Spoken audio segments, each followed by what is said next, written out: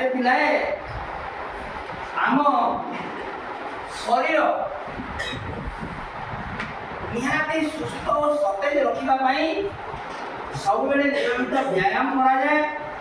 ତତ୍ସହିତ ଆମର ପାର୍ଶ୍ୱରେ ଥିବା ଅନେକ ବନୌଷଧି ଅଛି ପିଲେ, ବୃକ୍ଷଲତା ଅଛି। ପ୍ରତି ଶନିବାର ଦିନ ତୁମକୁ ଏମିତି ସ୍ମାର୍ଟ ବୋର୍ଡ ମାଧ୍ୟମରେ ବିଭିନ୍ନ ବୃକ୍ଷର ଔଷଧୀୟ ଗୁଣ ଏବଂ ତାର ଉପକାରିତା ବିଷୟରେ ସ୍ମାର୍ଟ ବୋର୍ଡରେ ଦେଖୁଛ।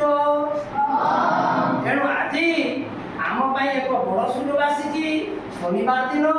ତେଣୁ ଆମର ଅଗଣା ବାଡ଼ି ଅଗଣା ଗଛର ଉପକାରିତା ବିଷୟରେ ଆମେ କିଛି ଜାଣିବା ଏବଂ ଆମର ଜୀବନରେ ପ୍ରୟୋଗ କରି ସୁସ୍ଥ ନିରୋଗ ରହିବା।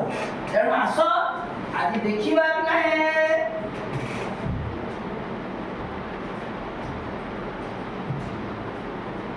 ଗଛକୁ ଜଳରେ ମାଟି ଲେପ ଦେଲେ ଗଳିରକ୍ତ ବାଜି ବାଳିଆ ଦାଢ଼ି ପ୍ରଭୃତି।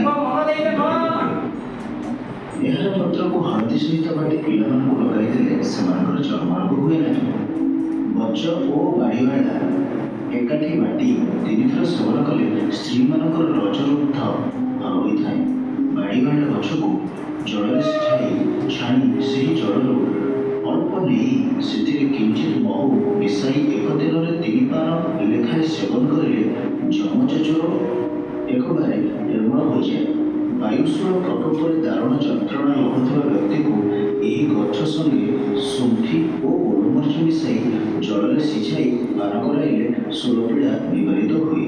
ତେବେ ଆମ ଚ୍ୟାନେଲରେ ଏମିତି ନୂଆ ନୂଆ ଭିଡ଼ିଓ ଦେଖିବା ପାଇଁ ଆମ ଚ୍ୟାନେଲକୁ ସବସ୍କ୍ରାଇବ୍ କରନ୍ତୁ ଏବଂ ପାଖରେ ଥିବା ବେଲ୍ ବଟନଟିକୁ